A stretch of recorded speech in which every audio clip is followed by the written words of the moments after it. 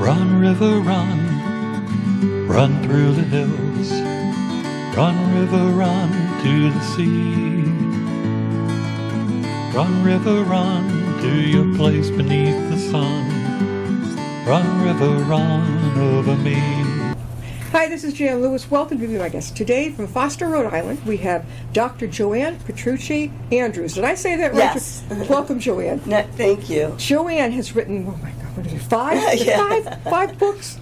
And she's also a licensed marriage and family therapist. She's based in Rhode Island, and she's also qualified in Maine, and you're working on Connecticut. Mm-hmm. We'd love to get her here in Massachusetts, but they put her through too many hoops. Yeah. There, you'll get there. Yeah. Don't worry about it. So I was born in Maine. What part Oh, up there? nice. Emden. You know where South Portland is? Yes, of course. We go by it all the time. Yep. Oh, yeah. We go way past it. Yeah, you're going way, way up. Yeah. So, anyway, Joanne has...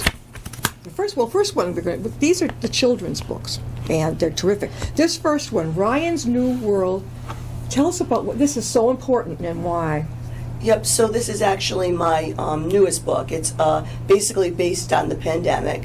And I began it actually, printing and everything is so behind because of COVID. I actually began around 6 months post-pandemic. So I began a while ago, and it just took this long for it to actually come out, and just 2 months ago. But Ryan's New World is about life in the pandemic and about basic family, just an average family. Yeah. The character Ryan is the main character, and his grandfather, who lives next door, is his best bud. It's his mentor. That's the two idol characters, and then he lives on a farm with his family. It's his mother, his father, and his sister Crystal, and it's just basically a family, everyday family. But his example of how he survived the COVID is an example pretty much of a lot of the families that I worked with. Terrific. Did you do the cover?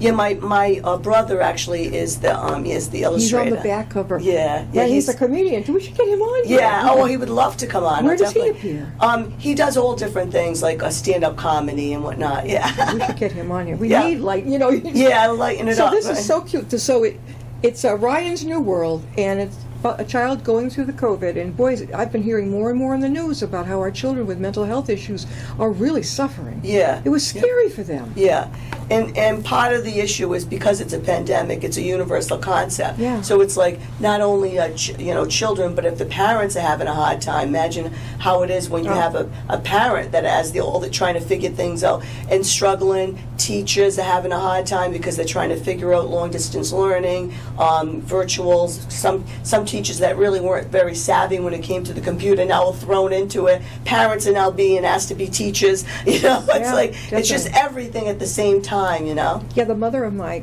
two grandchildren, she's in Worcester, and she was thrown into homeschooling. Yeah, whether she wanted to or I don't not. know how she did it. Yeah. I don't think I would have been too good at it because I'm not that great at math. Yeah. And the way they do math now, Yeah, 2 yeah. and 2 is not quickly 4. Yeah, exactly. You have to go to New Jersey and back Yeah, to get to the exactly. answer. Have you seen that? Oh, it's crazy. Why? Yeah. What is yeah. the reason? Yeah. I don't get it. And like a lot of the families I work, English is their second language. Oh, yeah. So imagine not even really getting the English language, and then you're told these problems and how to do a math problem. They're like completely going. You feel incompetent, as a parent. You're doing third grade math, and you're an adult woman. It's very difficult for I a lot don't of know, people. boy. I did bet by the time I was college prep. By the time I was in high school, sophomore year, they were throwing trig and algebra at me. That was it. Yeah. The only way I was going to pass that year was to get a tutor, and thank God she was very helpful. I passed. Yeah, thank God you got a tutor. I made it. Yeah. Then we have Ryan's Extraordinary Day. What's that one about? So Ryan's Extraordinary Day is about appreciation and being mindful, being present, being mindful of every day, being grateful, having gratitude. And Ryan's, again, grandfather teaches him that it's important to be grateful and to show gratitude, and to be present in the moment, not worried about the past, not thinking about the future, but to be present in the very moment. Hard to do. Yeah, very difficult. Especially if you're... I think kids could do it more than adults. Oh, yeah. 'Cause I used to be like a nanny with kids, and I can remember I would feel so grounded because just simply looking at words in a book or coloring, Yep. to this day, I'm still the same way. Yeah. Now we have Ryan's New Beginnings. He doesn't look happy. What happened here? So, Ryan's New Beginnings actually was my very first book. This one? Yeah, and it's about grief and bereavement for children. And that the reason why I originally wrote it is because a lot of people have a hard time dealing with grief anyways, and I found that when parents have a hard time and adults have a hard time dealing with grief, how do you explain to a child when they lose a grandparent or even an animal? Because the animals could be a form of grief if you lose them. They're part of your family, you know? So definitely. I remember I was just a kid, and a grandaunt of mine passed away. And I think my parents were very worried about spending the only open casket that was ever in our family. This was unusual. And they were a little worried about what I was going to do when I saw this. And Dad was terrific. He said, it's just going to look like she's sleeping. Yeah. I walked right through it. Yeah. My son, I took him to his great-grandmother's, and she looked wonderful. I mean, you know, they have different styles for different families. He was fine. I talked to him. He no problem. I think if you just let them know that, you know, she looked like a little angel laying there, and that was it. And that's the thing, because what happens is, again, because a lot of it's driven by the parent. Yeah. Because the parent freaks out. They go crazy when they'll go, oh no, my kid would freak out. What did you? When I was little, I went to a wake, and oh my God, what did your mother do? My mother was freaking out. What'd you do? I freaked out. If they freak out, Yeah. you're gonna freak. But if you say like your grandfather did, it will look like she's sleeping. That's yeah, my all dad it is. said it'll just. I remember him saying that. How old I was, 9, 10. It looked like she's sleeping. Exactly. So I had to trust what my parents said, and it wasn't scary. Mm-hmm. It really wasn't, and I don't remember anything after that. Yeah, No. but it wasn't horrible, right? No. It was exactly, and that's No. what it's about, is letting them know it's a natural part of life, and you'll be fine. They're sleeping, and you know. Yeah. So my book actually has a little bit in that, has a little grief in the Ryan's New Yeah. Beginning. Yeah. Yeah. New Beginning's the one on grief. Yeah. With that one, so that one actually at the end, it has a little bit of a spirituality a connotation in it. So a lot of the public schools don't carry it because of that, because of the separation.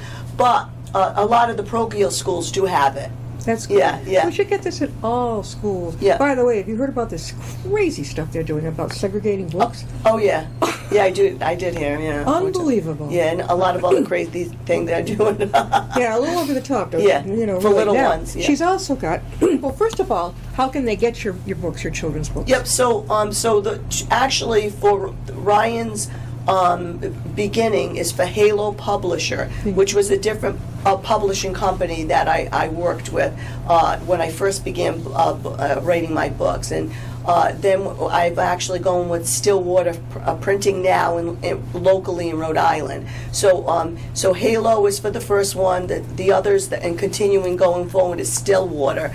You also can get it on Amazon and on Walmart Books and fine bookstores around here. And, Are you over at Tatnuck? And Nobles too. Yeah. Barnes and Nobles. Tatnuck too, Noble. Any fine bookstore would have Oh, it. yeah, they do. Yeah. Where have you been appearing, by the way? Any of you been getting You out know, there? it's so you sent me that email and I meant to address it. As you know, I'm a marriage and family therapist, and I work like 60 hours a week. I literally have no time. Yeah. I have to be a better PR person. That's why I have you. Yeah, because these books are fantastic. You have got to get people to know about them. Yeah. Now, and Steve Porter, he's great. We've had him Yeah. on the show. Oh, yeah. Stillwater Press, punch out to you there, Yeah. Steve. That's great. Okay, now, my favorite was this one, The Mindfulness of Nature. Mm-hmm.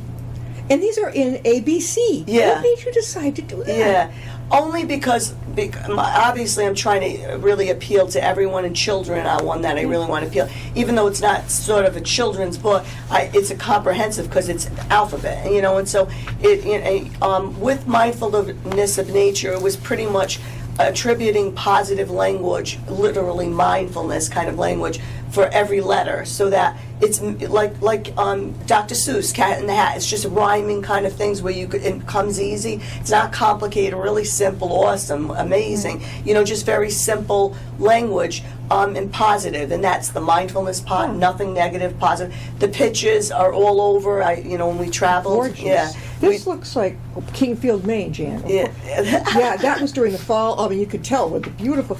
I like this. She goes A, B, C, D all the way up the alphabet. A. Awesome things are coming your way. have appreciation for his, I guess, your higher power, right? Yeah. Amazing, awesome, and abundant works. Appreciate every day as each offers opportunities for astonishing adventures. Ain't that the truth? Yeah. You don't know what's going to go bad you the next day. Yeah. Your computers, like my printers. You never know. No, you just. You go with it. If you watch the news, you never know on the news what's going. Exactly. That's why I take a break from it. Yeah, I've had to okay, I've already seen that. If they haven't progressed, I'm going to something else. Yeah. It's just not good for me. It's not good for anyone to. I'll watch People it, they're too much into it, too much junkies of this news. Don't get me wrong. Pray and definitely try to help out, but Yeah. you can't get too emotionally. You're not going to be able to function during your day. There's nothing I could do. Except pray, but I was telling my husband, I said, if a family needed a place to stay temporarily, I would definitely open the home. yeah. Sure. I mean, they can have the living room. Yeah. We don't have much else, but we can certainly do that. You can share meals with us, and maybe your husband you get a job, whatever you guys got to do. I mean, really. Yeah. These are when did you write this one? 2007, and that one was 2016, and I wrote one every year since. Yeah. We're talking with Dr. Joanne Petrucci Andrews, and she is a licensed marriage and family therapist. She practices in Rhode Island and Maine, and she's obviously, as you can tell, she's also an author. Where did you find the time to write the books? You work 60 hours a week. Do you sleep? Yeah. Well, actually, a lot of the first ones were actually while I was on vacation. Yeah. Those were the children's, but were on. Except for the last one, Ryan's New World. But all the other ones were while I was on vacation, and I was relaxing and I was practicing mindfulness while I was doing it. Yeah. Up in Maine, or where were you? All over, and the one from Italy, Mindfulness of Italy, was actually in Italy. That's when I wrote it, while I was in Italy. This one we have two. This is the Mindfulness of Italy. What brought that to mind in Italy? Well, because in Rhode Island, and I'm sure in Upton over here as well, Massachusetts, unlike Maine, which I think is slow, very fast pacing, and in Italy everything's so much slower. They just appreciate. They really do practice mindfulness. They just take their time. For lunch, you sit down, you enjoy yourself. And our tour guide said when you order something, make sure you say it's an American time, not Italian time, because Italian time they'll take 2 hours for your lunch. Oh, I couldn't hear it. So, do they bring you at least breadsticks? Yeah. Okay. Yeah. Oh, yeah. The waitress will sit down and give you a glass of wine, and she'll drink one with you while you're sitting at the table. Are you serious? Yeah. It's amazing how slow paced they are. It's and I thought I was more slow paced than a lot of Rhode Islanders, but then when I was there, I was like, "Geez, I'm really starving. She better hurry up," Did you get to have a salad ahead of time? Oh yeah. Like if you come, she'll give. And actually, it's so funny. They'll say, "Do you want anything while you're waiting?" They'll give you garlic and mozzarella and tomatoes. Bread. And stuff. Give you the bread. Yeah. This is a bit. Now, she was telling me. Joanne was sharing with me about all the wonderful experiences. We went to 4 or 5 colleges. Yeah. Tell us about that. So I went to you. Go ahead. Okay, I went to first to the University of Steubenville, Where's which is that? in Ohio. Okay. Dean Martin's hometown. Oh, yeah. And then I went to first CCRI, then Community College of Rhode Island. Then I went to Steubenville. Then I went to Rhode Island College. Then I went to Providence College, PC. Then I went to Capella University. Then I went to what do you call it? Then I went to Johnson and Wales. Yeah. Now, the first thing I said when she said Johnson and Wales, were you studying to be a chef? Yeah. But no, what was the other thing you were taking? Yeah, it's educational leadership, and so a lot of my cohort was actually principals and administrators and teachers, and there was a handful. There was a few in my cohort and in other cohorts, other licensed professionals as well, but they cater a lot of education. But a lot of what you do as a therapist is educate. So I felt like I was in my comfort zone there. That's fantastic. Yeah. Oh my gosh! So you've written these two. The mindfulness thing is really big, and do you focus on this in your therapy with people? Yeah. Mindfulness is a modality of treatment that I use. I mean, mindfulness has been around for years and years, but it's really, I think it's the glue of life in general, you know what I mean?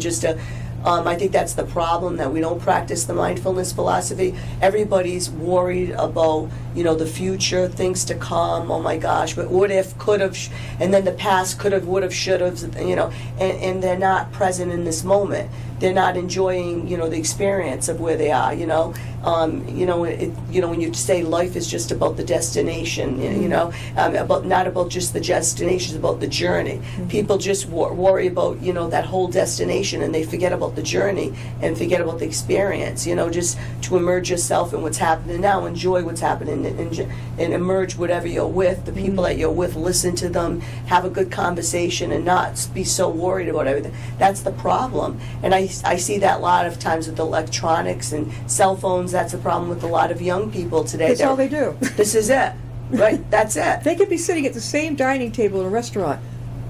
Exactly. My son would sit there beside me in the car and communicate with his girlfriend in the back, this way. God forbid they should talk. Yeah, I know. Why? So, what made you want? Do you focus on mindfulness alone, or you help in other areas? In your Oh yeah, definitely. So in other words, I do EMDR.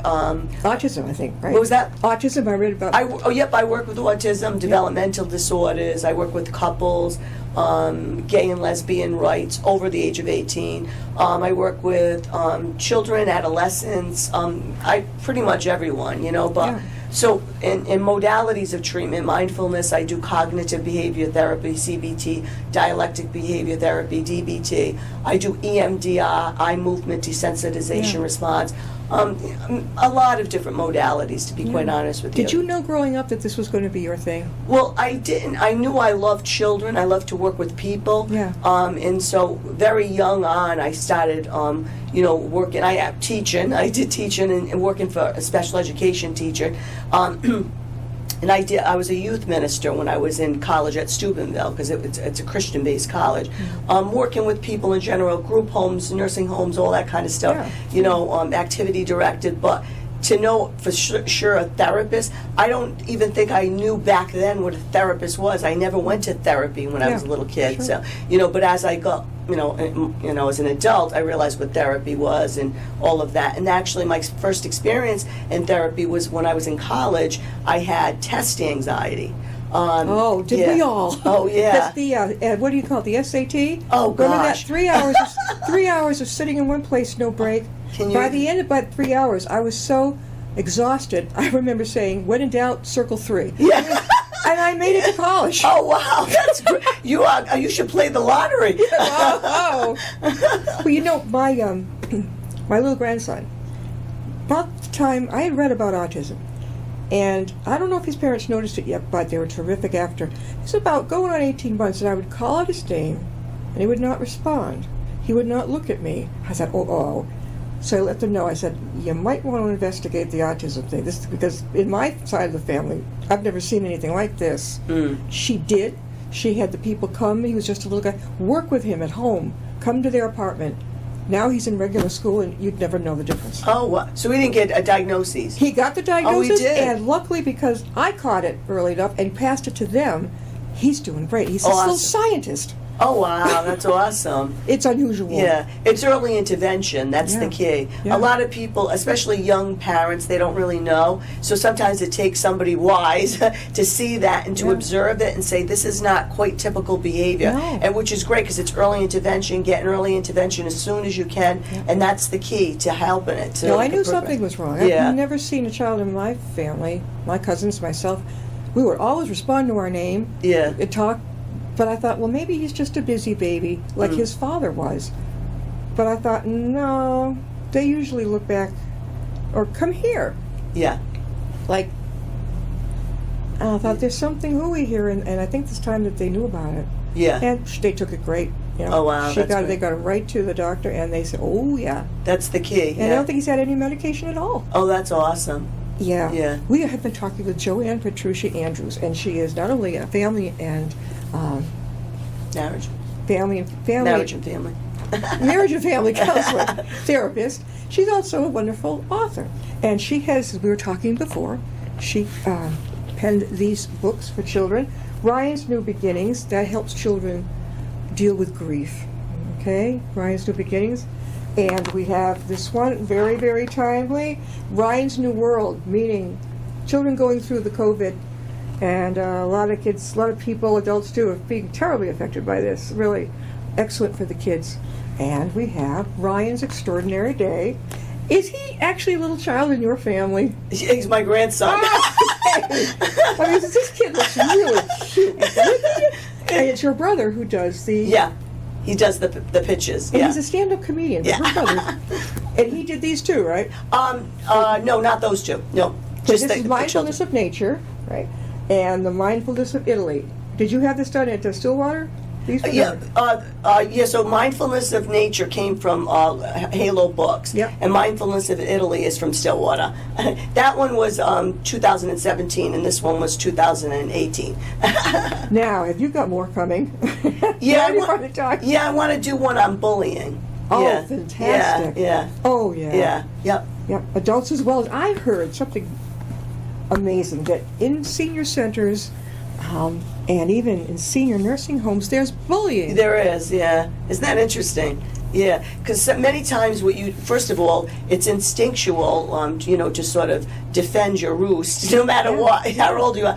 But a lot of times, elderly people can revert back to, being young, and how their tactics are, and they're around, they're just by themselves, they're bored, they're not working, even those kind of conditions. Yeah. They're just looking and observing, they're not doing much, very, very much in every facility, but, sometimes even more, you'd be surprised at the elderly when it comes to bingo or any of those games, Yeah. She cheated, Yeah. One thing I think is adorable is we have a friend who's in a nursing home. Her husband is now going to be 100 years old. He's Oh, hanging in God, there. that's amazing. Okay, and I looked at the ladies in there, and it's adorable to see them with their stuffed animal or their doll. I'm thinking, boy, may I have that privilege when I get to be that age. Absolutely. Because I still have it now. Yeah. Love stuffed animals. Yeah, yeah. So probably I would, if I had to go, God forbid, but if I had to be in that situation, I'd probably be surrounded by that type of thing. Do you deal, Joanne, with people who are caretakers, getting caretakers burnout? Yeah, yep. My father Compassion. died from it. Who? My father. Oh, yeah, that's passed tough. out. Yep. And she didn't die until over a year It's later? unbelievable. Compassion fatigue, I see it all the time because it's so emotional taking care of somebody and caring for literally everything about them, their psychological, physical, mental well-being, and trying to organize all their appointments, and then you're giving up self-care because you're taking care of them, and then they could, sometimes people that are sick aren't in the best moods, and they could be very demanding, and it sucks the life out of you. The dementia thing comes into it. Oh gosh, it's amazing. Oh yeah, it happens a lot. Yeah. He was so fastidious. Even in the kitchen, he'd have every single thing laid out for the medications, the schedule. He even got a hospital bed brought into the living room so that he could be right there. He would always be there for her, but she was in the hospital again. He went out to the parking lot and passed out. A neighbor called the ambulance. He survived for like some weeks later, but and she went on to live in the nursing home, mom, for another year and a half. Wow. Yeah. That's something we certainly didn't, because on his side they live forever. Yeah. 90s. Oh wow. So I never thought in a million years that Dad would go first. And how old was he? How old was he? Dad was about 82, Oh, good. which is a kid in that side of the family. Wow, they live old. And Wow. Mom lived to That's crazy. 84. I don't know that much about her side, but I do know that this was highly irregular. Wow. Yeah, my grandfather, his father was 94. My great-grandma was 96. Hopefully you got some of those good genes. Better be. Oh my God, how about you? What's your longevity in your family? Pretty good? Yeah, I think fairly well. Maybe more on my mother's than my father's side. Yeah. That's good. It's an interesting topic because a lot of people are caregivers now. They're, like in our generation, they're caught between, their millennial kids may still need us, that type of thing, and then their parents. Absolutely. And people are living, as you've seen, a lot longer. Yeah, exactly. Yeah, if you go look at the obituaries now, it's like, well, it's not uncommon to see 102, Yeah. 100. This is fantastic. Yeah. It's not our grandparents' Absolutely. world anymore. Yeah, absolutely. Not- Self-care, taking care of yourself, knowing how to eat, exercise, Yeah. keeping the obesity level down. Absolutely. Yeah, it's important. Yeah. Is there a particular issue that you see a lot in your therapy practice? What do you see with people a lot? Well, as a pandemic is an epidemic in the pandemic. Yes. Is basically a lot of to do with over anxiety, dealing with lots of anxiety and dealing with lots and lots of data and information, electronic devices, too much information, being lack of supervision, just as much information without any monitoring from a parent, not taking away, some of those electronics and allowing a child just to take endless amount of times. Yeah. They need to go outdoors, they need to get fresh air, but they don't get it. A lot of them, the old-fashioned, things that we had when we were a kid, that's not happening. They're indoors, lack of sedative lifestyle. It has a major impact. That's sort of foreign to me, because when I grew up, I couldn't wait to get home, have that snack, And my run mother, outside. they never pushed me to do my homework right away. Go have fun. Exactly. My best friend and I would get out there, ride our bikes, whatever we would do. Exactly. Then after dinner, you settle down to your homework. Exactly. This is a world that I don't understand. Exactly. To me, I would think you would have stomach pain every day getting Yeah, into it. exactly, and they do. Yeah. That's exactly why there's an increase of anxiety. So, we have been talking with our friend, and I want to make sure I got it right, Joanne Petrucci Andrews, and she has written for the kids. This is about the COVID, helping with COVID with the children. Ryan's New World, and boy, is it a new world. And then she has the other one for children. She has Ryan's Extraordinary Day. This is her grandson. Beautiful covers. And Ryan's New Beginnings. This is about grief. Very important. Very. And then she has, for everybody, the kids as well as the adults, Mindfulness of Nature in ABC form. It takes you very simply and beautifully through it. The Mindfulness of Italy. She was visiting Italy. Says it's a lot slower lifestyle. That sounds good to me. Yeah. And she takes you right through that too. Now that's your Italian background, Yes, right? it is, yeah. Petrucci. Yeah. Beautiful, Yeah. beautiful name. Thank you.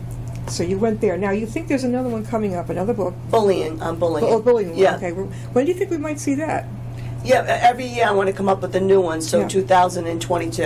Aha. So that's coming this year. Yeah, yeah. Oh, we're going to get you back on again. Yeah. Thank you for being with us. Oh, thank you so much. I appreciate it. Thank you. We'll see you next time. Thank you.